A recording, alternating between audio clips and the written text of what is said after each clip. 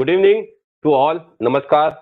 और दोस्तों, आज एक खास वेबिनार है महासेवा महाराष्ट्र सोसाइटी वेलफेयर एसोसिएशन और MNS media news service private limited की तरफ से आप सभी को एनए टेक्स पर खास सब्जेक्ट पर हमने ये स्पेशल महाचर्चा रखी है। महाचर्चा महासेवा के साथ में, और ये राष्ट्र और महाराष्ट्र के, संपूर्ण राष्ट्र और महाराष्ट्र के जो जनता हित के हित में मुद्दे रहेंगे वो उठाने का सिलसिला आज के दिन से हम शुरुआत कर रहे हैं। ये पहला विषय है।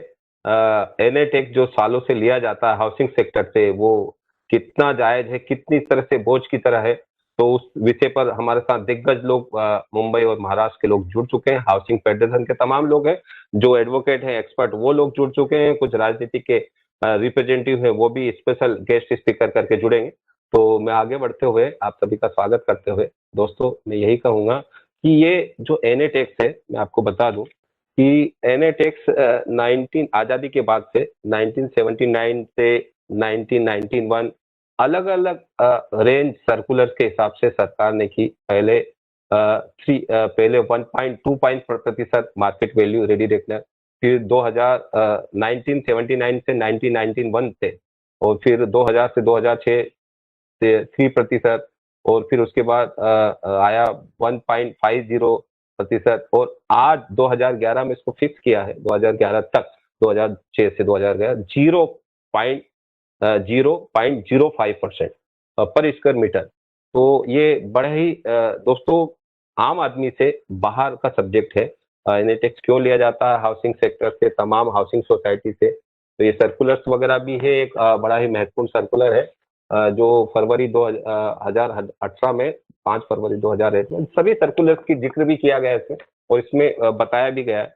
तो इस एनए टैक्स पे, नॉन एग्रीकल्चर टैक्स, क्यों हाउसिंग सोसाइटी से लिया जाता है और क्यों जायज नहीं है, जनप्रतिनिधि ने भी काफी सारी आवाज उठाई है। तो सबसे पहले मैं इनवाइट करता हूँ, ये पूना हाउसिंग फेडरेशन की तरफ से पीआर हुई है हाईकोर्ट में, और इसको रिप्रेजेंट सुहास पटवर्धन जी तो कर रहे हैं, लेकिन as a expert, as a advocate Satya Mule साहब हमारे साथ जुड़े हुए हैं।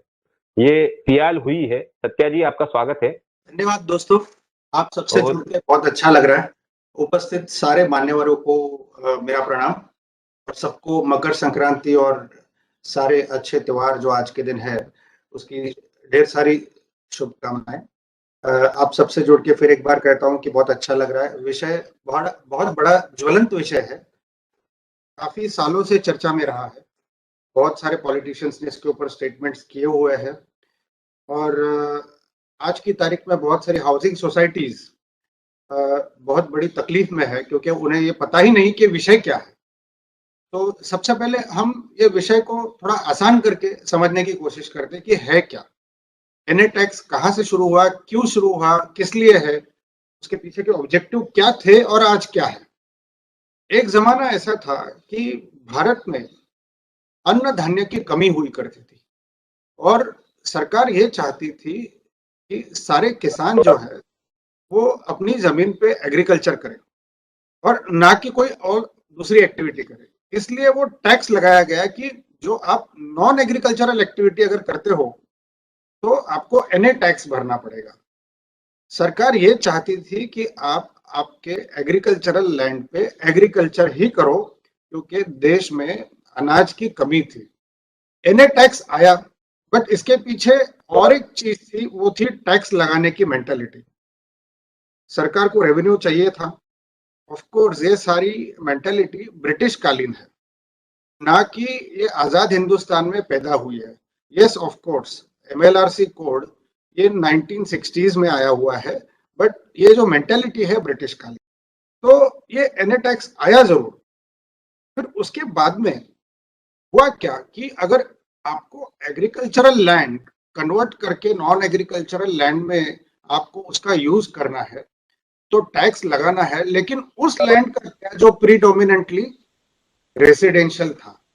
तो एमएलआरसी कोड जब अस्तित्व में आया तो उसमें डेफिनेशंस दिए गए, जैसे कि गांवठान। अगर गांवठान को इंग्लिश में बोलते हैं विलेज, विलेज के डेफिनेशन में उस टाइम पे विलेज, टाउन और सिटी ये सारी चीजें इंक्लूड की गई। हालांकि उस टाइम पे सिटीज जैसा बहुत अर्बन एरिया हिंदुस्तान में बहुत ज्यादा नहीं था, लेकिन विलेज और गांवठान को उस टाइम पे एमएलआरसी कोड में एग्जेम्पशन दिया गया कि जो रेसिडेंशियल साइट्स विलेज साइट्स पे है उनके ऊपर एनी टैक्स नहीं लगेगा, ऐसा एग्जेम्पशन दिया गया।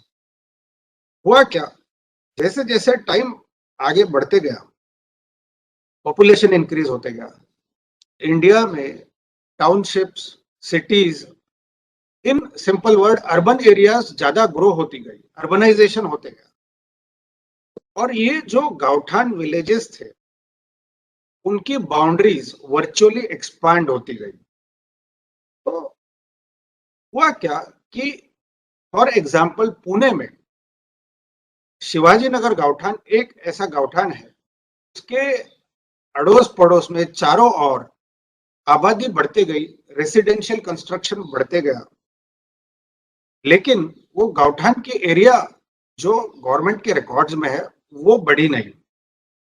सो what is happened is virtually गांवठान की बाउंड्रीज तो बढ़ी, लेकिन गवर्नमेंट के लैंड रेवेन्यू रिकॉर्ड में वो इंक्रीज नहीं की गई। उस गांवठान के इर्द गिर्द इतनी ज्यादा आबादी बढ़ गई कि सिटीज बस गई, जैसे पूना, बॉम्बे, नागपुर, औरंगाबाद, ऐसी बड़ी बड़ी सिटीज बस गई, लेकिन गांवठान की बाउंड्रीज बस बढ़ी नहीं, वो वैसी की वैसी रही।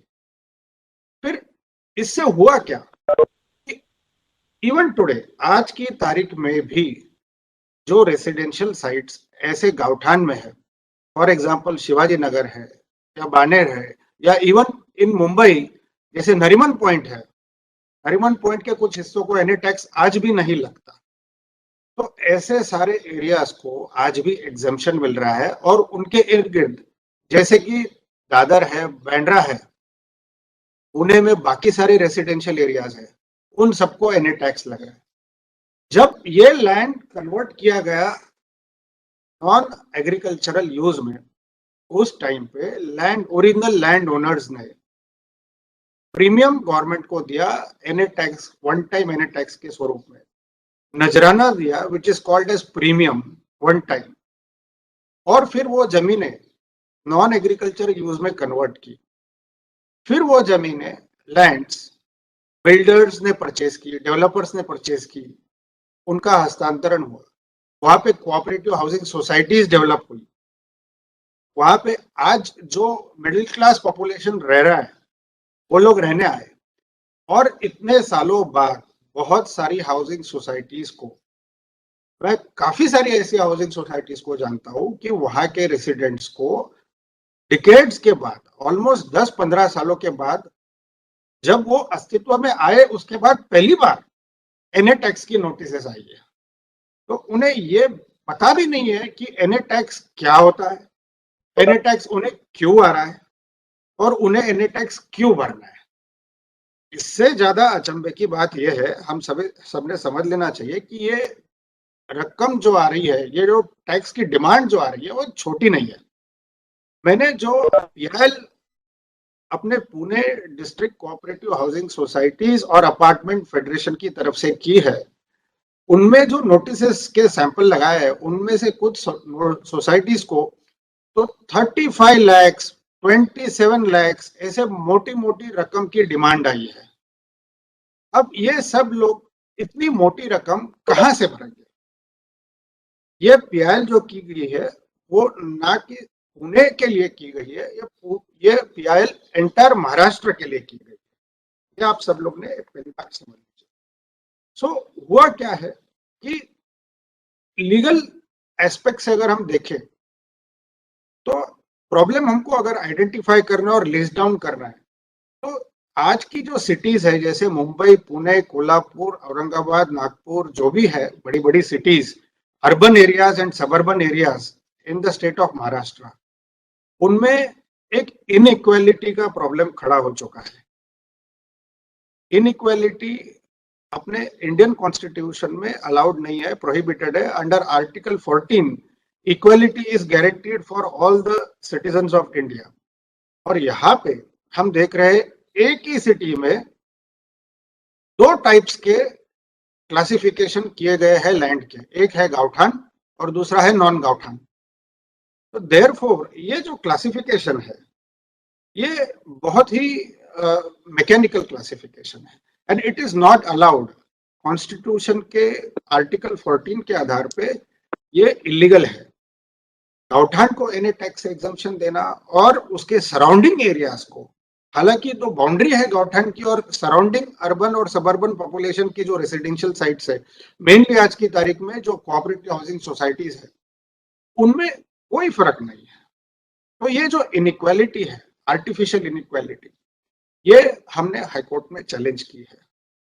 उसका सोल्यूशन ये है कि सरकार के पास अधिकार है, सरकार के पास पावर है और सरकार का ये दायित्व भी है कि ये ऐसी आर्टिफिशियल इनइक्वालिटी ना होने दे और जो गौठान और विलेजेस की जो बाउंड्री, जो अर्स्टवाइल बाउंड्रीज थी, उसे एडजस्ट करके जो सबर्बन अर्बन पॉपुलेशन है, मेनली जो कोऑपरेटिव हाउसिंग सोसाइटीज है, उनको ये सारी सीमाओं में इंक्लूड कर लेना चाहिए और ये इनइक्वालिटी जो है हटा देनी चाहिए। फिर आता है दूसरा प्रॉब्लम, आर्बिट्ररीनेस। एक तरफा ये डिमांड नोटिसेस इशू कर दी गई है कुछ सोसाइटीज को, उनके अस्तित्व के आने के बाद में पहली बार मिल रहा है।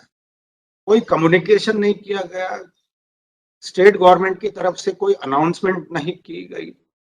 एक थोड़े बहुत सर्कुलर्स है जो समझने में, जनरल पॉपुलेशन के समझने के लिए काफी डिफिकल्ट है और ना ही बहुत सारी cooperative housing societies across the state of Maharashtra उनके पास ये सर्कुलर्स पहुंचे हैं। तलाटी ऑफिसेस, तहसीलदार ऑफिसेस जो है, कलेक्शन करने वाली एजेंसीज जो है स्टेट गवर्नमेंट की, उनका जो स्टाफ है, उनको भी कंप्लीट क्लैरिटी नहीं है। जब कोऑपरेटिव हाउसिंग सोसाइटीज के रिप्रेजेंटेटिव्स तलाटी ऑफिसेस को अप्रोच कर रहे हैं पूछने के लिए कि ये क्या है और हमसे क्यों डिमांड किया जा रहा है, तो ये जो सरकारी स्टाफ है उनके पास भी इसकी क्लैरिटी नहीं है। कैलकुलेशन कैसे किया गया उसका फॉर्मूला उनके पास में नहीं है। बहुत सारे इंस्टेंसेस में ये देखा गया है कि बहुत ही कैजुअल अप्रोच से उनके साथ ट्रीटमेंट किया गया है।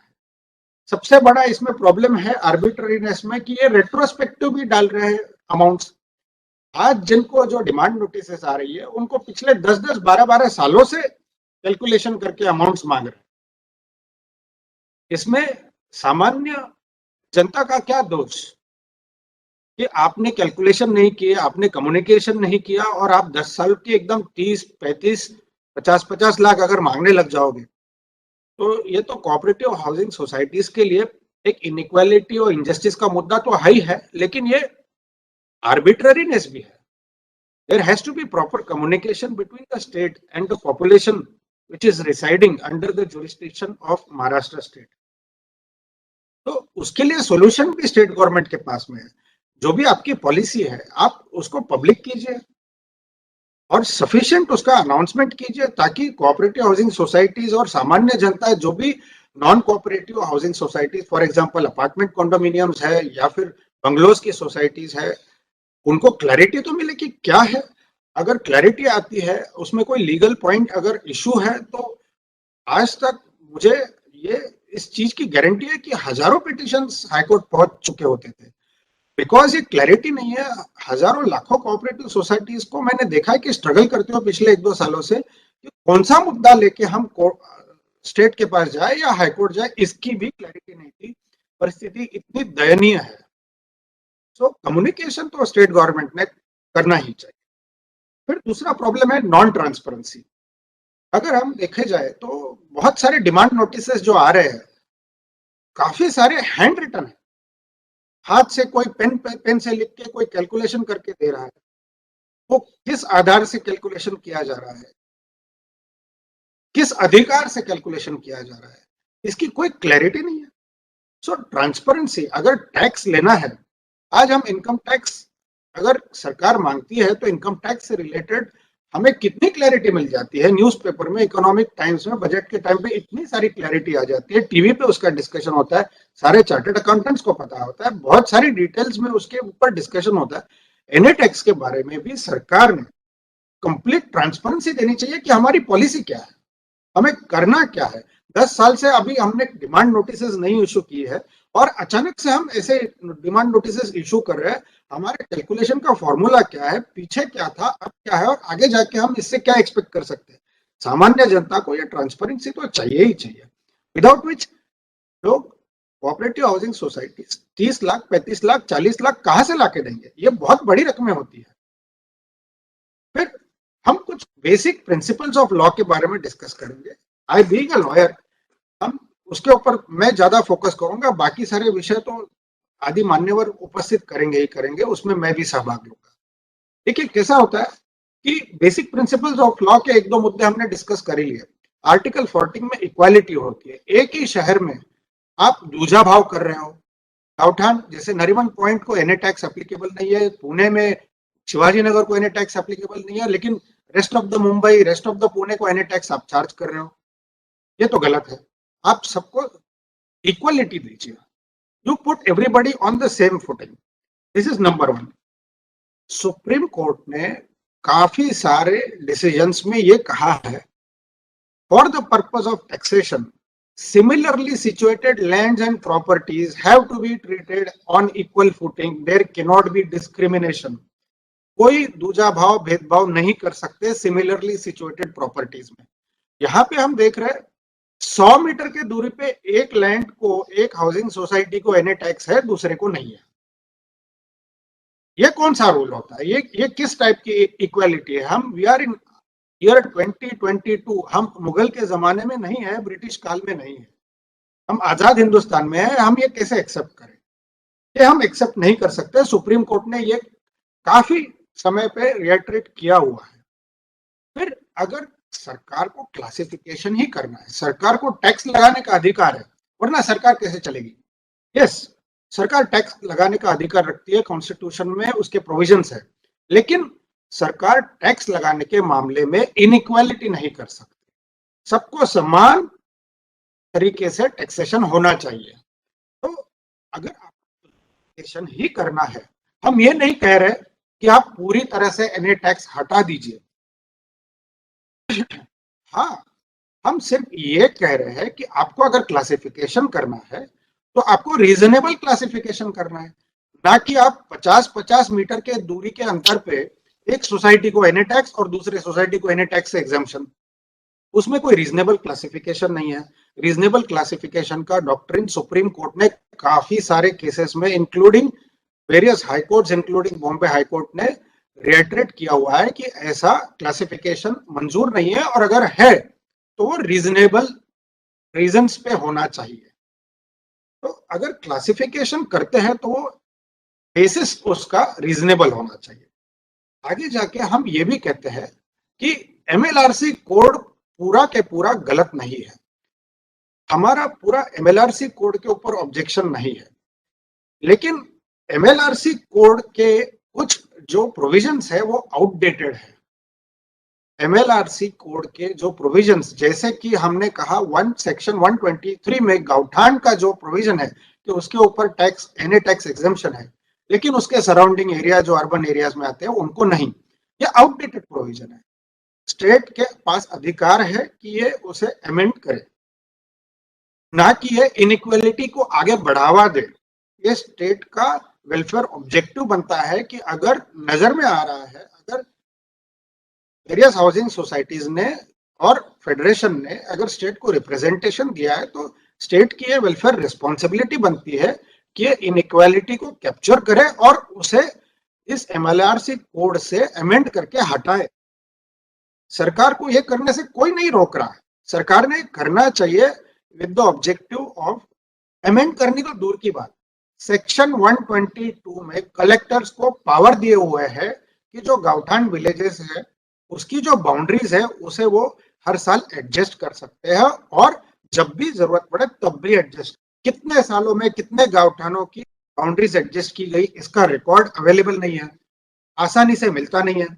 अगर वो करते थे तो शायद आज जो नरीमन पॉइंट है वो जो बाउंड्री है वो पूरी मुंबई को इंक्लूड करती थी और पूरी मुंबई एनए टैक्स से एग्जेम्प्ट हो जाती थी।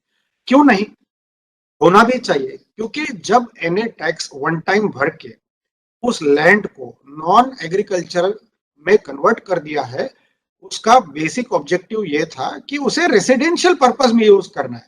उसके ऊपर कोऑपरेटिव हाउसिंग सोसाइटीज कंस्ट्रक्ट कर लिए। अभी उसका यूज परमानेंटली चेंज हो चुका है, ना कि अभी वहां के लोग आगे जाके वहां पे एग्रीकल्चर करने वाले हैं। तो फिर वापस जाके क्यों कंटिन्यूअसली एनए टैक्स लगाना है? तो सेक्शन 122 का इस्तेमाल करके कलेक्टर हैज द पावर कि ये जो बाउंड्रीज है इसे एक्सपांड करे, और जो भी रेसिडेंशियल साइट्स है in urban area surrounding the erstwhile gaothan are included in the exemption. आगे जाके अगर सरकार ने वन टाइम एनए टैक्स लिया, वन टाइम नजराना लिया, तो फिर एनुअल बेसिस पे क्यों? और अगर एनुअल बेसिस पे है तो 10-10 साल के इंटरवल से क्यों? ये जो एनोमली है उनके फंक्शनिंग में और इम्प्लीमेंटेशन में, व्हाई शुड जो सामान्य जनता है वो क्यों भुगते? सामान्य जनता को यह भुगतान नहीं होना चाहिए।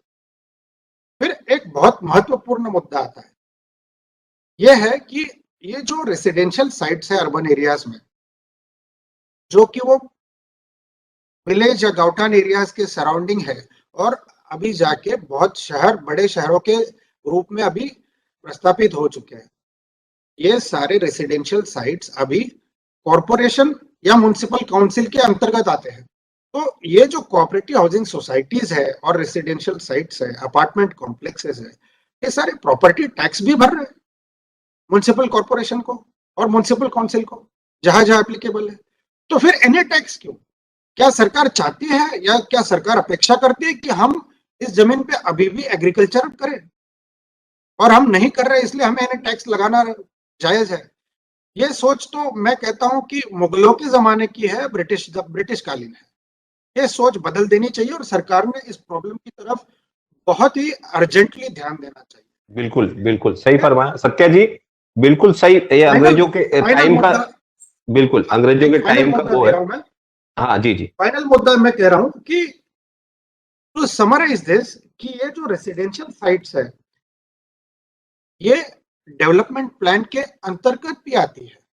दे have been included in development plan. वहां पे gardens, roads, housing societies, complexes, municipal facilities, इन सारों का प्रोविजन स्टेट गवर्नमेंट ने सैंक्शन प्लान में किया हुआ है। तो एक हाथ से ये development plan state government sanction कर रही है और दूसरे हाथ से एनए टैक्स लगा रही है। ये तो बहुत गलत नजरिया दिखाई दे रहा है। तो सरकार ने बहुत अर्जेंटली इस सोल्यूशन प्रॉब्लम की तरफ ध्यान देना चाहिए, इतना ही मैं जरूर कहूंगा।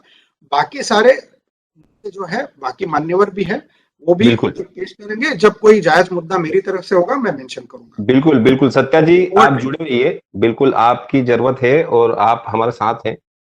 मैं आगे बढ़ते हुए दोस्तों, ये बड़ा महत्वपूर्ण मुद्दा है, तो मैं अब इनवाइट करता हूं पहले मुंबई हाउसिंग फेडरेशन के जो अध्यक्ष हैं और बीजेपी से भी जुड़े हैं, कारपोरेटर भी रह चुके हैं, ऐसे अनुभवी और इस विषय पर बहुत काफी दिनों से विचार कर रहे हैं कि ये होना चाहिए। अब मैं इनवाइट करता हूं प्रकाश दरेकर साहब को। Prakash ji please welcome.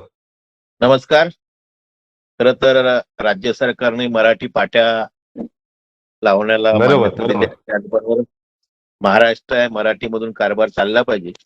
पण लास्ट ज्यावेळी सेमिनारला होतं त्यावेळी आपण हिंदीतून बोला अशा प्रकारची अपेक्षा व्यक्त केली होती, आणि खरं हे रास्त आहे। या मुंबई आणि महाराष्ट्रामध्ये संपूर्ण कारभार मराठीत चालत असताना आपण मराठी संवाद साधावा।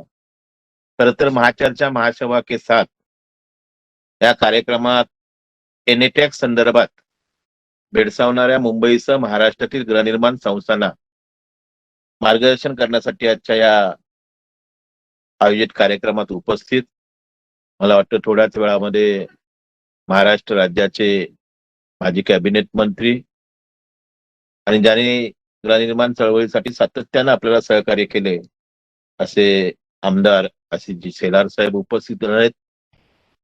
मुंबई महाराष्ट्र रिपेअरिंग बोर्डाचे अध्यक्ष विनोदजी घोसाळकर ही उपस्थित राहणार आहेत। खरं तर हे सत्ताधारी म्हणून उपस्थित आल्यानंतर त्यांच्या माध्यमातून हा आपला आवाज शासन दरबारी जावा, हा उदात्त भावनेतून आपण त्यांना आमंत्रित केलं आहे। त्याबरोबर आजच्या कार्यक्रमाला ऍक्च्युली मुंबई पुण्याचे हाऊसिंग फेडरेशनचे पदाधिकारी यावर काम करत आहेत, परंतु आमचे पुणे फेडरेशनचे अध्यक्ष सन्माननीय सुहास पटवर्धन साहेब हे उपस्थित आहेत। त्याचबरोबर ऍडव्होकेट विनोद संपतजी येणार आहेत, ऍडव्होकेट श्रीप्रसाद परब जे आहेत, आमचे सहकारी मुंबई हाऊसिंग फेडरेशनचे सचिव ऍडव्होकेट DS वडे, आणि खास करून ज्यांच्या माध्यमातून आजचा हा कार्यक्रम संपन्न होतोय ते महासेवाचे चेअरमॅन सन्माननीय CA रमेश प्रभुजी साहेबी उपस्थित आहेत. आणि आजच्या कार्यक्रमाचे होस्ट ऍडव्होकेट सन्माननीय सुनील शर्माजीही MNS मीडियाचे उपस्थित आहेत. सर्व उपस्थित मान्यवर आणि गृहनिर्माण सहकारी चळवळीमध्ये काम करणाऱ्या कार्यकर्त्या बांधवांनी भगिनींनो, जे मुंबई डिस्ट्रिक्ट कोऑपरेटिव्ह हाऊसिंग फेडरेशनचा अध्यक्ष या नात्यानं आम्ही मुंबईतील ज्या आमच्याकडे 45,000 गृहनिर्माण सहकारी संस्था आहेत मुंबई शहरामध्ये, त्यातील 25,000 गृहनिर्माण सहकारी संस्था या आमच्या नोंदणीकृत आहेत. आणि गृहनिर्माण सहकारी संस्थेचा जो उपविधी आहे बायलॉज, त्या अनुषंगानं मुंबईतील गृहनिर्माण सहकारी संस्थेच्या प्रश्न, समस्या आणि अडचणी सोडवण्याचा आम्ही प्रामाणिकपणे प्रयत्न करतोय. प्रामुख्यानं मुंबईसह महाराष्ट्राच्या गृहनिर्माण सहकारी संस्थेमध्ये काम करणाऱ्या कार्यकर्त्यांना, पदाधिकाऱ्यांना भेडसावणारा प्रश्न हा NA टॅक्सचा आलाय. आणि त्यामुळे आपल्याला कल्पना आहे की महाराष्ट्र जमीन महसूल संहिता अकृषक कराच्या इतिहासाचा मागोवा घेतल्यास आपल्या लक्षात येईल की महाराष्ट्र जमीन महसूल संहिता आणि त्या अंतर्गत नियमातील तरतुदीनुसार सुरुवातीचा काही काळ अकृषक कर म्हणजे NA टॅक्स आकारण्याचा दर आणि वसुली प्रत्यक्षात अंमलात आली नव्हती. एवढेच नव्हे तर शासनाने वेळोवेळी अशा वसुली स्थगिती देखील दिलेली होती. महाराष्ट्र अधिनियम 54/2017 याद्वारे महाराष्ट्र जमीन महसूल संहिता आणि त्या अंतर्गत नियमामध्ये सुधारणा करण्यात आली. त्या सुधारणा लक्षात घेता दिनांक 5 फेब्रुवारी 2018 रोजीच्या शासन निर्णयाद्वारे NA टॅक्स आकारणी आणि वसुलीवरील स्थगिती उठवण्यात आली आणि वसुलीचा मार्ग मोकळा झाला. त्यामुळेच मला किंबहुना वाटतं हा प्रश्न उपस्थित राहिला. गेल्या काही दिवसात अनेकांना अशा प्रकारच्या NA टॅक्स नोटिसा पाठवण्यात आलेल्या आहेत आणि आता ह्या नोटिशीद्वारे आजपर्यंतची सर्व थकबाकी, दंड असेल, व्याजासहित मागण्यात आल्याने ह्या रकमा मोठ्या आहेत. ऍडव्होकेट सत्यासाहेबांनी सांगितलं 35 लाख 40 लाख अशा प्रकारचे NA टॅक्स आलेत. मला या माध्यमातून सांगताना बोरिवलीच्या माझ्याकडे 2 संस्था आलेल्या होत्या, त्यांना करोडाच्या वर अशा प्रकारचा NA टॅक्स आलेला आहे. आणि अशा प्रकारचे मुंबई, ठाणे, पुणे, नाशिक, नागपूर असे जे प्रमुख शहर आहेत त्या शहरामध्ये अशा प्रकारचा प्रश्न भेडसावतोय. मागील 2 वर्षापासून महाराष्ट्र शासनाने अकृषक कर म्हणजे NA टॅक्स वसूल करण्याबाबत 2018 मध्ये जो निर्णय घेतला, कारण ह्या अगोदर मुंबईतील एका गृहनिर्माण संस्थेला 2005 मध्ये 1 ते 5 वर्षासाठी 40,000 पर्यंत NA टॅक्स वरून नोटीस दिली होती. त्यामध्ये सदर संस्थेला संपूर्ण थकीत रकमेचा अकृषक कर 81 लाखाचा आकारण्यात आल्यामुळे सदर संस्था शासनाकडे अपिलात गेली.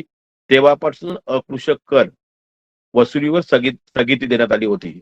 परंतु सदर स्थगिती महाराष्ट्र शासनाने उठवल्यामुळे 2018 पासून संपूर्ण महाराष्ट्रातील सहकारी संस्थांना मागील 15 ते 20 वर्षाचे थकीत NA टॅक्स आकारून सदर कर भरण्याबाबत नोटीस बिलं ही पाठवण्यात आली. त्यामुळे गृहनिर्माण संस्थांच्या सभासद व पदाधिकाऱ्यांना गृहनिर्माण सहकारी संस्थांचे आर्थिक बजेट कोलमडलेले असून सध्याच्या परिस्थितीत अशा गृहनिर्माण संस्थांकडे मागील 15 ते 20 वर्षाच्या अकृषक कराची NA टॅक्स रक्कम भरण्यासाठी निधी उपलब्ध नाही व त्यामुळे गृहनिर्माण संस्थांच्या संचालक मंडळाने सदर कर भरण्यासाठी निधी कसा उभारावा याबाबतची कसरत सुरू केलेली आहे.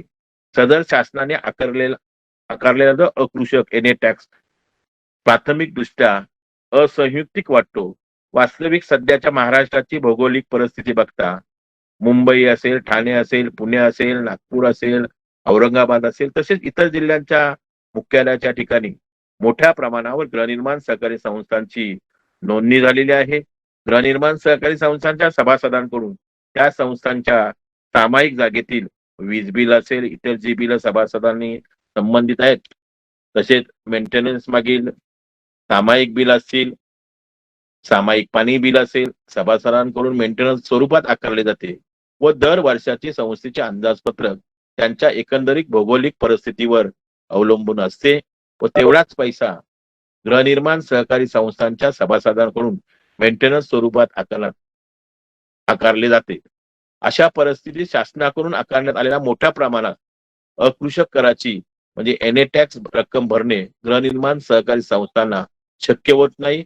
याकरता Mumbai district cooperative housing federation लिमिटेडने शासन स्तरावर पाठपुरावा चालू केलेला आहे व भविष्यात सभासद गृहनिर्माण संस्थांच्या हितासाठी ठाणे फेडरेशन असेल, नवी मुंबई फेडरेशन असेल, न्यायालय लढाई लढण्यास सुरुवात केलेली आहे. पुणे फेडरेशनने या संदर्भात आमचे सुहास पटवर्धन साहेब आहेत, न्यायालयामध्ये दावाही दाखल केलेला आहे. आणि अशा प्रकारचे सर्व गृहनिर्माण चळवळीमध्ये काम करणाऱ्या संस्थांच्या माध्यमातून, सहकारी चळवळीच्या कार्यकर्त्यांच्या माध्यमातून न्यायालयामध्ये तसा प्रकारचा दावा करून आपण न्याय मिळवण्यासाठी प्रामाणिक प्रयत्न करू. महाराष्ट्र शासनाच्या दिनांक 22 जानेवारी 2016च्या परिपत्रकानुसार एनए टॅक्स अकृषक कर आकारणी संदर्भात दिलेल्या काही दुरुस्ती संपूर्ण पद्धत म्हणजे प्रोसिजर जी नमूद करण्यात आलेली आहे. वास्तविक एनए टॅक्स करासंदर्भात त्या महानगरपालिकेचे डीपी प्लॅन म्हणजे डेव्हलपमेंट प्लॅन असतात. टाउन प्लॅनिंग विभागानं त्या शहरातील अकृषक जमिनीवरील नकाशा मंजूर केलेला असतो.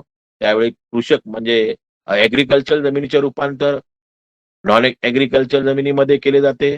त्यावेळेस आवश्यक ती संपूर्ण त्या संदर्भातील आपण कर एनए टॅक्स करत असताना भरतो किंवा बांधकाम असेल इतर व्यवसायात करत असताना आपण त्या संबंधित कर भरलेले असतात. आकारणी आणि पुन्हा शासनाचे धोरण मुळात चुकीचे वाटते. कारण वास्तविक शासनाने ज्यावेळी एनए टॅक्स असतो, आपण ज्यावेळी बांधणी करतो, इमारत उभारतो, त्यावेळी सर्व कर घेतलेले असतात आणि अशा प्रकारचं पुन्हा कर घेणं मला वाटतं चुकीचं वाटतं.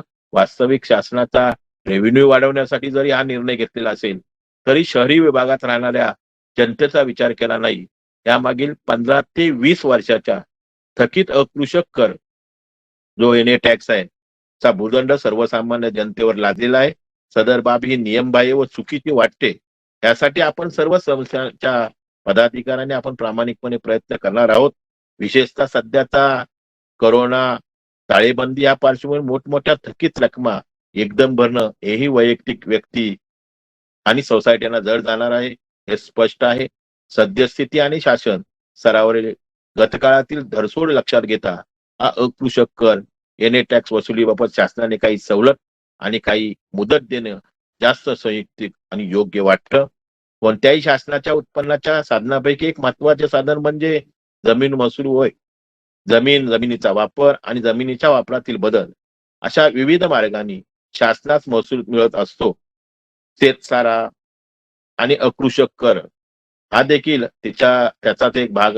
गेल्या काही दिवसात एनए टॅक्स वसुली सुरू असल्यानं आणि त्या अंतर्गत विविध व्यक्ती सहकारी संस्था यांना दंड आणि व्याजासहित थकीत कराचा भरणा करण्याच्या नोटिसा पाठवण्यात आल्याने हा मुद्दा ऐरणीवर आलाय.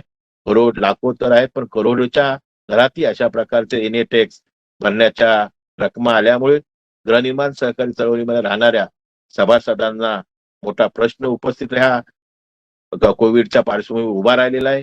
वरील सर्व परिस्थितीचा विचार करता शासनाने गृहनिर्माण सहकारी संस्थांवर 15 ते 20 वर्षाचा आकारलेला अकृषक जो एनए टॅक्स आहे तो माफ करावा. सध्याची कोविड ओमिक्रॉनची परिस्थिती बघता सध्याच्या परिस्थितीत गृहनिर्माण संस्थांनी आर्थिक परिस्थिती कोलमडली आहे व त्यामुळे सर्वसामान्य जनतेचा सुद्धा जो नोकरी व्यवसायावर घरांतर येत आहे अशा परिस्थितीत शासनानं याचा विचार करावा. यासाठी आपण सर्व संस्थांनी पाठपुरावा शासन दरबारी करूया, न्यायालयात करूया. अशा परिस्थितीत शासनाने सर्वसामान्य जनतेचा विचार करून एनए टॅक्स माफ करण्यासाठी आपण वैयक्तिकरित्या मी Mumbai district cooperative housing federation प्रयत्न करते. आपण सर्व मुंबईच्या, पुण्याच्या, ठाण्याच्या, त्याचबरोबर आमचं महाराष्ट्र गृहनिर्माण हाऊसिंग फेडरेशन आहे, महासेवा आहे, इतर गृहनिर्माण सहकारी संस्थेमध्ये काम करणाऱ्या सहकारी संस्थांनी एकत्र येऊन अशा प्रकारचा आवाज आपण शासन दरबारी मांडला पाहिजे, न्यायालयात मांडला पाहिजे. मुंबई डिस्ट्रिक्ट कोऑपरेटिव्ह हाऊसिंग फेडरेशनच्या माध्यमातून ही चळवळ आम्ही उभी केलेली आहे. मुंबई डिस्ट्रिक्ट कोऑपरेटिव्ह हाऊसिंग फेडरेशनच्या माध्यमातून आमचं जे मुंबई हाऊसिंग टाइम्स निघतं त्या माध्यमातून आम्ही गृहनिर्माण सहकारी संस्थांना मार्गदर्शन करतोय. शासनाच्या परिपत्रकाचं आपण मार्गदर्शन करतोय आणि अशा प्रकारे बृहन्मुंबई सहकारी संस्थांना एनए टॅक्स बाबत ज्या ज्या नोटीस आल्या प्राप्त झाल्यात त्या संदर्भात लेखी म्हणणे आम्ही हाऊसिंग फेडरेशनने मागवलंय. त्या सभासद संस्थांकडून माहिती प्राप्त झाल्यानंतर योग्य त्या प्राधिकरणाकडे किंवा न्यायालयात जाण्याबाबत ती Mumbai district cooperative housing federation limited विचार करीत आहेत.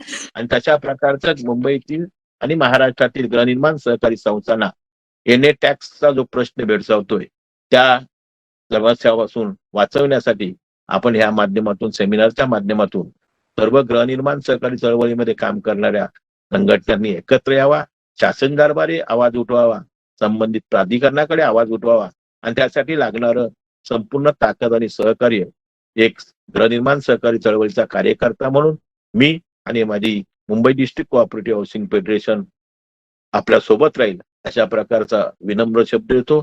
अत्यंत महत्वाच्या विषयावर आपण अशा प्रकारच्या सेमिनार आयोजित करून चर्चासत्र घडवल्याबद्दल खास करून सुनील शर्माजी आणि त्यांचे सर्व पवार त्यांचे सर्व सहकाऱ्यांना मनपूर्वक धन्यवाद देतो.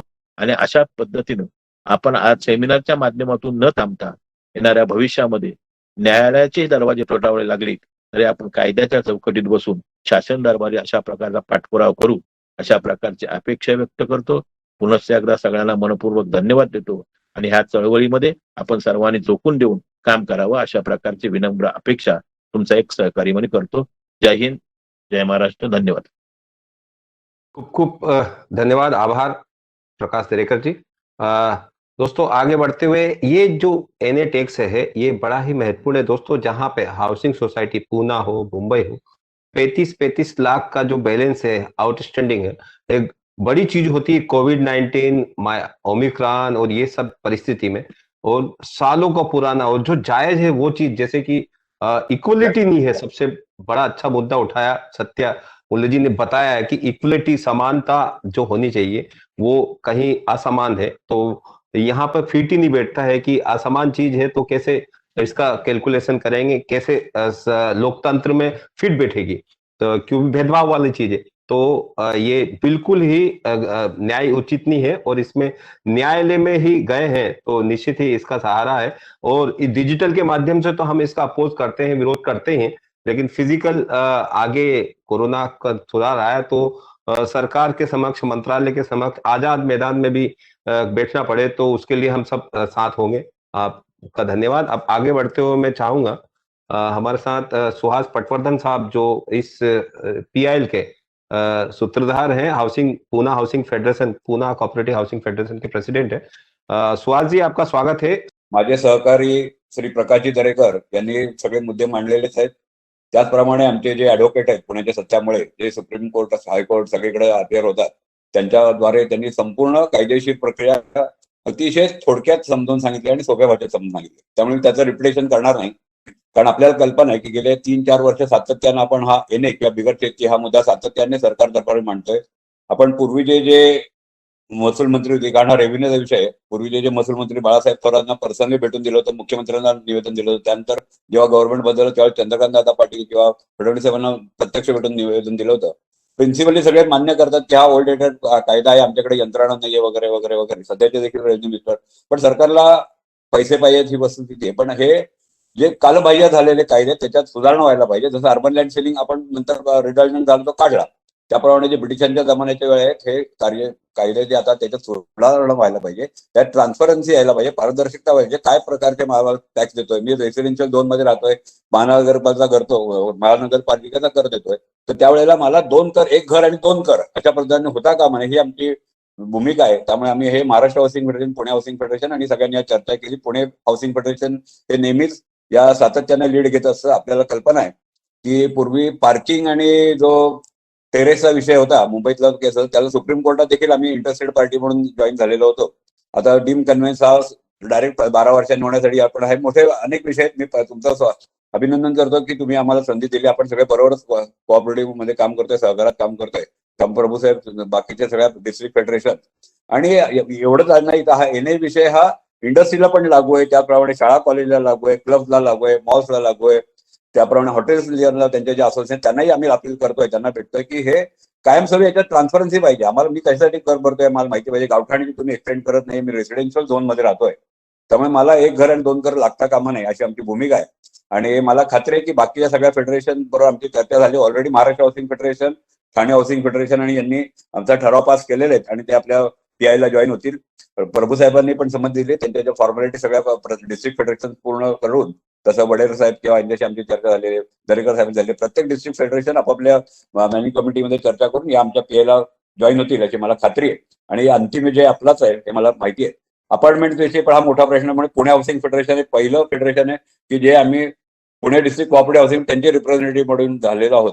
त्यामुळे आपल्याला एकत्र भरपूर काम करायचंय. मी जास्त वेळ घेत नाही, अनेक लोकांना बोलायचंय. त्यामुळे इथे थांबतो. जय हिंद, जय सहकार, जय Maharashtra. Thank you very much, खूब धन्यवाद।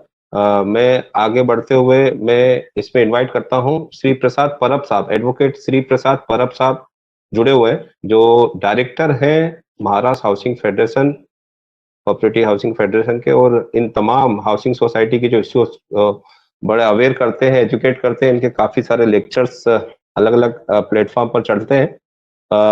श्री प्रसाद परब साहब। या प्रसाद जी, आप बोलने के पहले एक ही मिनट लेता हूँ। सुनील जी। Yes sir. हाँ यस सर। मुझे आज जो प्रकाश दरेकर जी, सुहास पटवर्धन, उसी तरह से सत्यमुले, उनको मैं स्वागत करता हूँ। सत्यमुले जी, मेरा एक सवाल है, आप जरा देखिए, शुरुआत में जब 3% of the ready reckoner value, जो 3% of the ready reckoner value was considered as the NA tax, अभी गवर्नमेंट का ये बोलना है it has been reduced to 0.05%, near about from 3% to 0.05%, मतलब लगभग 50 गुना अभी हमने कम किया है। अभी आप 16 साल का पेंडिंग था, इसके लिए लाखों रुपए में दिखाई दे रहा है। तो यू पे, अदरवाइज वील स्टॉप योर आपका वाटर पंप बंद करेंगे, हम अटैचमेंट करेंगे। तो धमकिया के ऊपर धमकिया आ रहा है, बैंक अकाउंट अटैच करेंगे। तो in the given situation what is that advice we can give? हम ये बताना चाहिए कि आप अंडर प्रोटेस्ट भरो, या हम ये बोलना चाहिए कि नहीं आप मत भरो?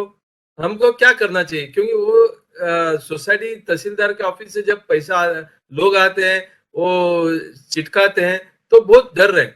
ये मुझे लगता है इवन एडवोकेट श्री प्रसाद परब जी, आप इसको कवर करिए।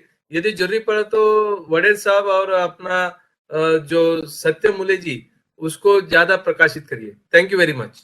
एक शॉर्ट में जवाब दे देता हूं, फिर श्री प्रसाद जी टेक ओवर कर लेंगे। शॉर्ट में जवाब ये है कि फर्स्ट ऑफ ऑल, ये परसेंटेज की बात जो हम कर रहे हैं, ये मुद्दा है ही नहीं। मुद्दा उसकी वैलिडिटी और लेजिटिमेसी का है। सो फॉर दैट पर्पस हम हाई कोर्ट में गए हुए through the PIL। So having said this, अभी जो आ रहे हैं demand notices, so how should cooperative housing societies and various entities deal with it? तो सबसे पहले, जैसे मुंबई फेडरेशन है, वेलफेयर फेडरेशन है, होटल एसोसिएशन है, ये सारे लोगों ने जल्द से जल्द जो PIL हम लोग ने ऑलरेडी हाई कोर्ट में फाइल कर चुके हैं, उसे ज्वाइन करना चाहिए with the intervention application to increase the pressure, okay, as well as give strength to the existing PIL. This is number one. Secondly, जो शर्मा जी अभी कर रहे हैं, बहुत बड़ी चीज है, जो कि जन जागृति हो रही है। इस चर्चा के माध्यम से बड़े बड़े मान्यवर अपने अपने विचार प्रकट कर रहे हैं। तो इससे ये हो रहा है कि जन जागृति हो रही है। तो राज्यकर्ता जो है, उन्होंने इस विषय की अभी दखल लेनी चाहिए, और जो अपोजिशन में है उन्होंने इस विषय को आगे बहुत जोरदार तरीके से लेके जाना चाहिए। इसके लिए हम सब ने मिलकर प्रयत्न करने चाहिए। ये मुद्दा, ये पॉइंट 2। और नंबर 3, अगर ये जो डिमांड नोटिसेस अभी अंडर थ्रेट आ रहे हैं कि आप भरो नहीं तो हम ये करेंगे वो करेंगे, एज फार एज पॉसिबल, जब तक ये सारे PIL फाइल नहीं हो जाते और हमारे PIL से ज्वाइन नहीं हो जाते, आई बिलीव आने वाले 15-20 दिनों में कुछ सारे PILs और फाइल होके ज्वाइन हो जाएंगे। शायद 1-1.5 महीने में, if we are able to reach that direction, we will pray to the high court for seeking a stay on this particular subject. जब तक इसका कोई ठीक से जस्टिफाइबल सॉल्यूशन या डिसीजन कोर्ट से आता नहीं है, तब तक इसके ऊपर हम स्टे मांगेंगे। तो ये जो टाइम पीरियड है, 30 से 40 दिनों का, ये थोड़ा क्रिटिकल है। अगर किसी को बहुत ज्यादा तकलीफ हो रही है, अमाउंट छोटे हैं, तो अंडर प्रोटेस्ट भरने में कोई हर्ज नहीं है। लेकिन बहुत ज्यादा जिसके बड़े बड़े रकम है, इट इज ऑलवेज एडवाइज्ड कि टाइम मांगा जाए तलाठी के ऑफिस से and wait and watch for another 30-40 days. Time मांगा जाए, निश्चित ही एक अच्छा ऑप्शन दिया आपने। लोग वेबएक्स में भी चैट बॉक्स में पूछ रहे हैं कि उन लोगों को जन जागृति हुई, माहिती मिली है, जानकारी मिली है। यूट्यूब पे काफी अच्छे अच्छे कमेंट्स आ रहे हैं। तो सत्या मूल्य जी ने बहुत अच्छा ऑप्शन दिया है कि आप टाइम मांगे, क्योंकि as a Janata, as a आप सरकार से या रेवेन्यू डिपार्टमेंट से जहां से भी आपको नोटिस आता है, वहां से आप टाइम एक मांग सकते हैं। कोविड है, ओमिक्रॉन है, काफी सारी चीजें, और ये कहीं ना कहीं महामारी ने आपको मौका दिया है और सरकार ने बंदिशें लगाई है। सरकार ने बंदिशें लगाई है तो निश्चित ही बहुत सारी चीजें, जहाँ पे बहुत सारी चीजें हो रही है, तो उसमें ये भी एक राहत दी जा सकती है सरकार की तरफ से। तो आगे के लिए मैं एडवोकेट श्री प्रसाद परब साहब को इन्वाइट कर रहा हूँ। प्लीज वेलकम परब साहब। सभी मान्यवरों प्रणाम। आणि मराठीमध्ये मी पण कव्हर करतो थोडंसं. सत्य सरांनी हिंदीमध्ये ऑलरेडी कव्हर केलेला आहे सेम लीगल जो प्रोसेस आहे तो. आणि इन कंटिन्युएशन विथ व्हॉट सत्यामुळे sir has told regarding the PL, तर फक्त एक इन्फॉर्मेशन आहे की in the coming week, next week, Maharashtra state housing federation, Thane housing federation, Navi Mumbai federation and Mumbai federation से भी हमारी बात चल रही है. तो simultaneously we are all going and we are filing the PL in Bombay high court along with the Pune housing federation. Very good sir, very good. So that is also हमारी तैयारी चल रही है. नेक्स्ट वीक में हम लोग इसको फाइल कर रहे हैं. तो this is the first step. Second step जो एडवोकेट सत्यामुळे सर ने बताया वो बिल्कुल जायज है कि उन्होंने कहा है कि जो थोड़ा वेट करेंगे, क्योंकि अभी सारे पीएल जब आ जाएंगे तो हियरिंग्स होगा और उसके ऊपर हम लोग स्टे लेने की कोशिश करेंगे. तो थोड़ा टाइम जाएगा, थोड़ा सब्र करना है अपने को और थोड़ा हमको टाइम मांग के लेंगे तो दैट इज बेनिफिशियल. और यही इंस्ट्रक्शन हम लोग पास ऑन करेंगे अपने मेंबर्स को. तो नाव थोडेसे लीगल प्रोव्हिजन जे सत्या सरांनी आपल्याला ऑलरेडी एक्सप्लेन केलेले आहे, थोडा आपणही जाणून घेऊया त्याच्यामध्ये की महाराष्ट्र लँड रेव्हेन्यू कोड, ज्या एनए टॅक्सचा विषय जो आपला आहे तो महाराष्ट्र लँड रेव्हेन्यू कोडशी संबंधित आहे.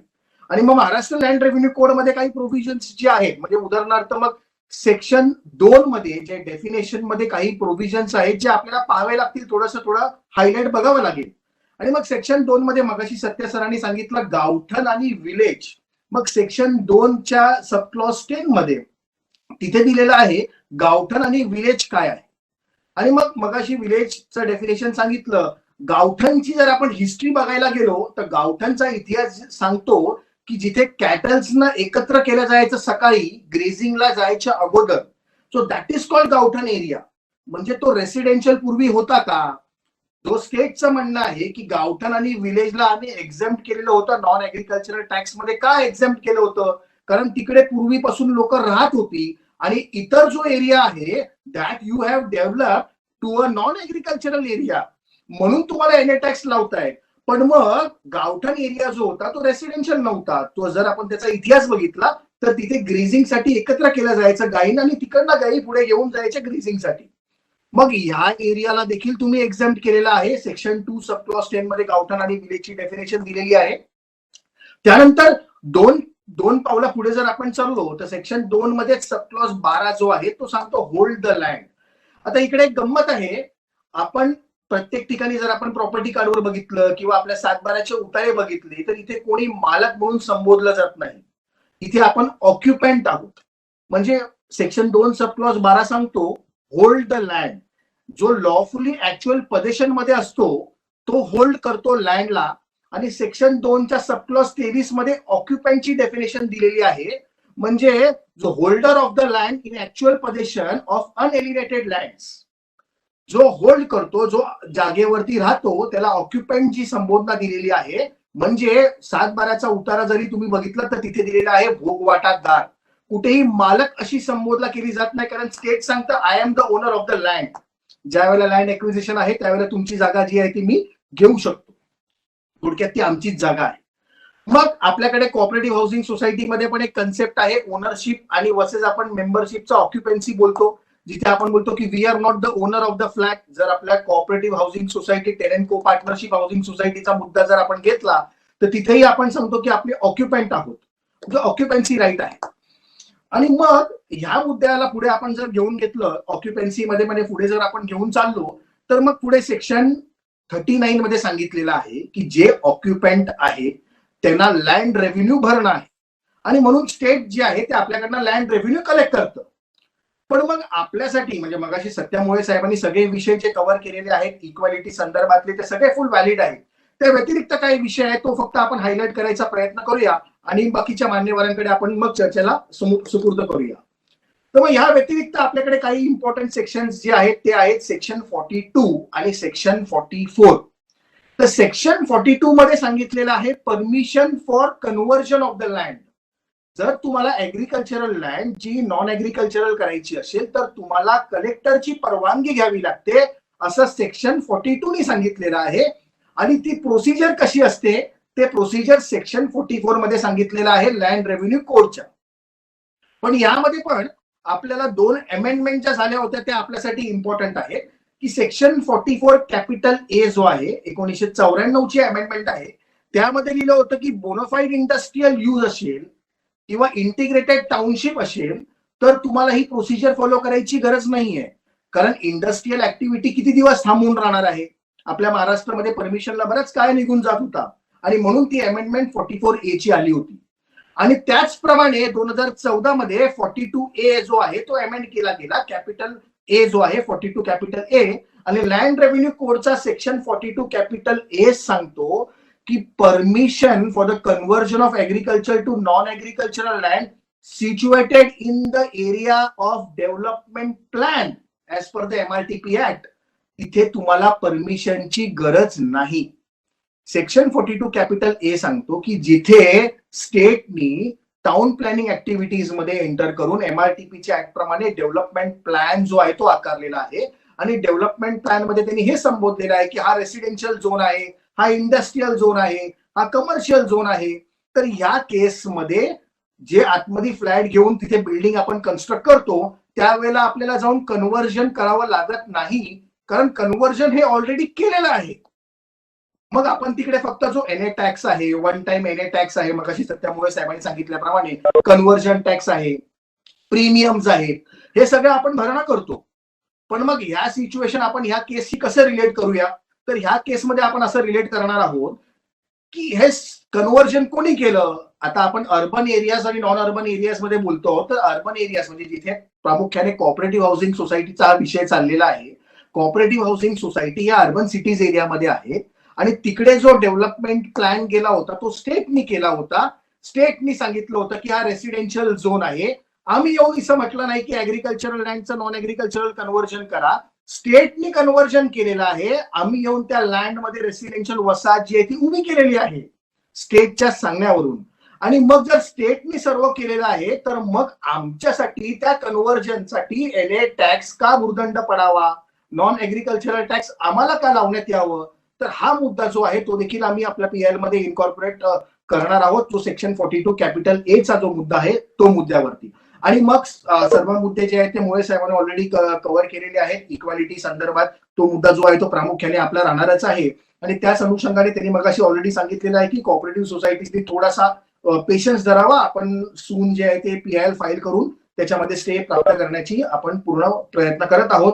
इव्हन सरकार दरबारी जे आहे ते आपण रिप्रेझेंटेशन जे करावं ते देखील सांगितलेलं आहे. त्याच्यासाठी एक इम्पॉर्टंट मुद्दा तोही आपल्याकडे आहे. तो म्हणजे असा की हा जर आपण NA टॅक्सचा रेव्हेन्यू इन टोटल महाराष्ट्रामधला जो काही रेव्हेन्यू कलेक्ट होतो त्याच्यामध्ये जर आपण कम्पेअर केला तर सगळ्यात लोएस्ट जो रेव्हेन्यू आहे तो NA टॅक्सचा रेव्हेन्यू आहे. म्हणजे सगळ्यात खाली त्याचा नंबर लागतो NA टॅक्स रेव्हेन्यूचा. ह्याचा खाली सांगण्याचा उद्देश असा आहे की वर्षभरात जेवढा पण NA टॅक्स कलेक्ट केला जातो स्टेट ऑफ महाराष्ट्रामध्ये तेवढा एक IRS ऑफिसर जो आहे कस्टमचा तो एका दिवसामध्ये तो रेव्हेन्यू जो आहे तो जनरेट करतो. म्हणजे हा डिफरन्स त्या टॅक्स रेव्हेन्यू मध्ये आहे. मग हा डिफरन्स जर असेल तर आपल्याकडे 16,000 तलाठी जे आहेत ते महाराष्ट्रामध्ये काम करत आहेत आणि ते 16,000 तलाठी जे आहेत ते ह्या NA टॅक्स विषयावरती बसलेले आहेत. तर कधी कधी आपल्याला स्टेटला असं रिप्रेझेंट करून सांगावं पण वाटतं की हा जो NA टॅक्स एकदा टोटल बघा किती तुमचा येतो आणि त्याच्यामध्ये तुमच्या तलाठीचा पगार किती जातो तो देखील तुम्ही जर कम्पेअर केला तर त्यामध्ये तुम्हाला कळेल की आपल्या तलाठीचा बराचसा जो सरकारी वेळ आहे तो ह्याच्यामध्ये खर्च होत आहे. आणि आपल्याकडे इज ऑफ डुईंग बिझनेस तर आलेलंच आहे की वन विंडो सिस्टम वगैरे.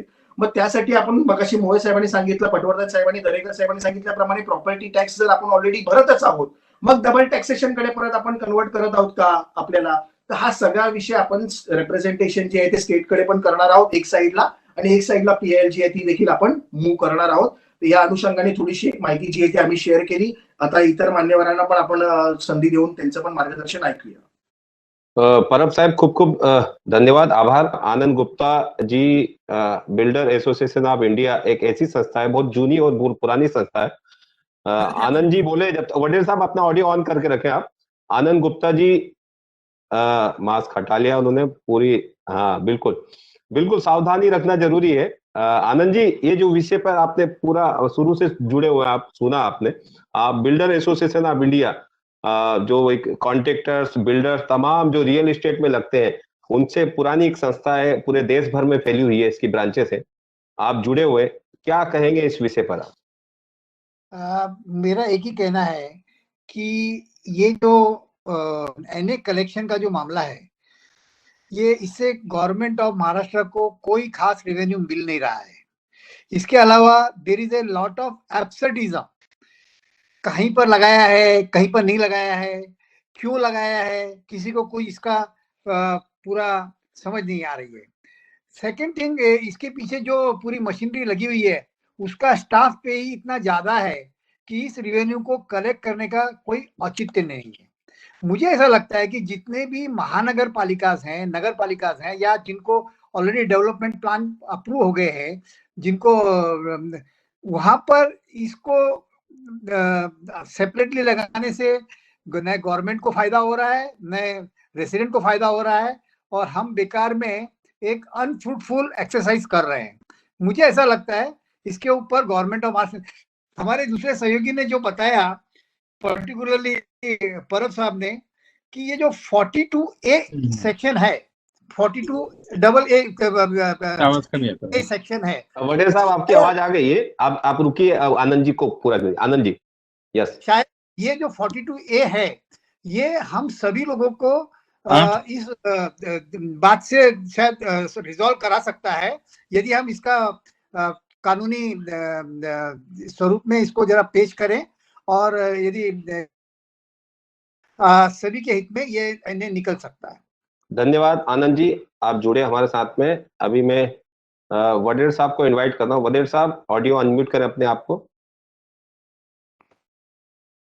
तो बिल्कुल, और मैं आपको बता दूं, एडवोकेट सत्या मूले साहब की खासियत है, सत्या जी आपकी इजाजत लेता हूं मैं, आप इस तरह की जो पीआईएल रहती है, उन्होंने ऑफर किया है मुझे भी, आप ऐसे विषय जो जनहित में याचिका होती है जिनकी, वो उसका चार्ज नहीं लेते हैं, फ्री ऑफ चार्ज करते हैं। तो ये एक बड़ी अच्छी बात है। एडवोकेट सत्या मूले साहब ने ये जो पीआईएल की है, आनंद गुप्ता जी, ये फ्री ऑफ चार्ज की है, जैसा उन्होंने मुझे बताया है। तो इस तरह के जो विषय होते हैं वो ऑफर करते हैं जनता को, जनार्दन को, और इस महाचर्चा के इस प्लेटफॉर्म से राष्ट्र और महाराष्ट्र को हम संबोधित कर रहे हैं। ऐसे एडवोकेट कमतर होते हैं, और एडवोकेट सत्या मूले जी को सैल्यूट मिल रहे हैं। तो ऐसी पीआईएल को जरूर जनहित में है, और आप सबका भला करेंगे तो निश्चित ही आपका भला होगा। सत्या जी। जरूर जरूर, हम भी ऐसा सोचना चाहिए सब लोग ने कि ये जनहित में है, तो ये रियल टर्म्स में जनहित में होना चाहिए, ना कि स्वहित में होना चाहिए। बिल्कुल। सत्या जी, आप चैट बॉक्स में कुछ सवाल आए हैं, एक दो सवाल है, देख सकते हैं आप, मराठी में है, यदि पढ़ सकते तो आप प्लीज। कौन से चैट बॉक्स में, यूट्यूब वाले? वेबएक्स पे चैट बॉक्स में आपके नंबर की भी लोग डिमांड कर रहे हैं, और चैट बॉक्स कुछ सवाल भी हैं, वही जो बाकी है जिन लोगों का। यस। मुझे ये दूसरे लैंग्वेज में अगर कोई आया है तो I am not able to read, मेरे कंप्यूटर पे वो नॉन इंग्लिश लैंग्वेज वाला सवाल दिखाई नहीं दे रहा है, सिर्फ इंग्लिश दिखाई दे रहा है। बाकी जो सवाल आया है मराठी में और हिंदी में है, वो मेरे कंप्यूटर पे नहीं दिखाई दे रहा है। तो नहीं दिखाई दे, अगर कोई वो सवाल पढ़े तो मैं जवाब दे दूं। बिल्कुल। राकेश पवार हमारे सहयोगी। राकेश, वो जो चैट बॉक्स में सवाल है मराठी में, पढ़ के बताओ साहब सर को। ओके। चैट बॉक्स में वेबएक्स। यस। देवानंद कदम यांचा प्रश्न आहे. सर्व मान्यवरांचे खूप खूप आभार. खूप छान माहिती मिळाली या असं बोलतायत. प्रश्न विचारा राकेश, प्रश्न विचारा. प्रश्न आहे इकडे बघा. हो. प्रदीप घागचा प्रश्न आहे. आमच्या नवरेबाग सोसायटीमध्ये 16,400 1,64,500 रुपयाच्या आकृषिक कराची, एक सेकंड जरा मला कराची मागणी आली होती. आम्ही दिलेल्या मुदतीत रक्कम भरली नाही, तेव्हा आमचे बँक खातं अटॅच केलं गेलं आणि जबरदस्तीने वसुली केली गेली, असा प्रश्न आहे प्रदीप गाग यांचा. ठीक आहे साहेब. अशा वेळेस जेव्हा जबरदस्तीने बँक खातं अटॅच करणं किंवा जोर जबरदस्तीने कुठली ऍक्शन घेणं सरकार करतं, तर आपली एक गृहनिर्माण संस्थेचे प्रतिनिधी म्हणून आपली एक रिस्पॉन्सिबिलिटी आहे की तातडीने आपण आपल्या परिचयातील ऍडव्होकेटची मदत घेऊन ती ऍक्शन चॅलेंज करावी. आणि अशा ऍक्शन्स ज्या आर्बिट्ररी ऍक्शन्स आहेत त्याला डेफिनेटली हायकोर्टमध्ये चॅलेंज करता येतं. कारण हा मुद्दा आता एक पीआय झाल्यामुळे न्यायप्रविष्ट आहे. ओके, आता ह्या फाईल होण्याच्या आधी, पीआय फाईल होण्याच्या आधी तुम्हाला हा अनुभवाला अत्यंत कटू अनुभव आहे, मी मान्य करतो. पण इथून पुढे एक लक्षात ठेवा की जेव्हा अशी नोटीस येते आणि आपल्याला ती मान्य नसते, तेव्हा एक गृहनिर्माण संस्थेचे प्रतिनिधी म्हणून आपल्याला तात्काळ आपल्या परिचयातील ऍडव्होकेटचा सल्ला घेऊन त्याच्यावरती कार्य करणे किंवा उचित पावलं उचलणं हे आपली रिस्पॉन्सिबिलिटी आहे. तर you have to take that into account. आणि आता देखील ती जबरदस्ती वसूल केलेली जी रक्कम आहे तिला देखील तुम्ही चॅलेंज करू शकता. तुम्हाला गेली रक्कम म्हणून शांत बसण्यात तुम्हाला ऑप्शन नाही आहे असं नाही आहे. तुमच्याकडे अजूनही ऑप्शन आहे आणि ती रक्कम तुम्ही चॅलेंज करू शकता. धन्यवाद एडवोकेट सत्या मुले साहब. बिल्कुल वडेल साहब, प्लीज वेलकम, स्वागत है आपका. आवाज आई आपकी. Sorry, some disturbance was there. Yes, आपका मैं बहुत धन्यवाद देता हूँ. पटवर्धन साहब है, हमारे चेयरमैन साहब है, एडवोकेट मले जी है, परब जी है. It is a good session you have conducted and I have to appreciate that this is a burning issue in state of Maharashtra.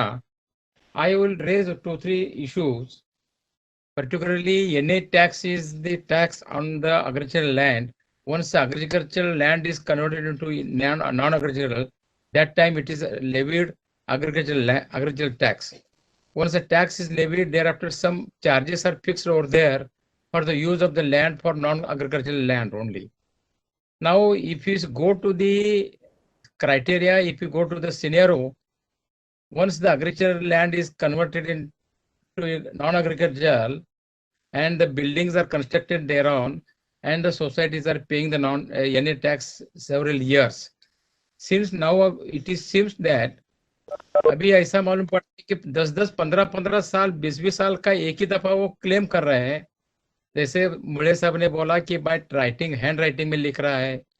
Weather government को क्या इतना वो क्या मुझे वर्ड बोलना अच्छा नहीं लगता है क्या कॉमन आदमी से इतना पैसा वसूल करने के लिए ऐसा लेटर लिख के वसूल करना चाहते हैं क्या?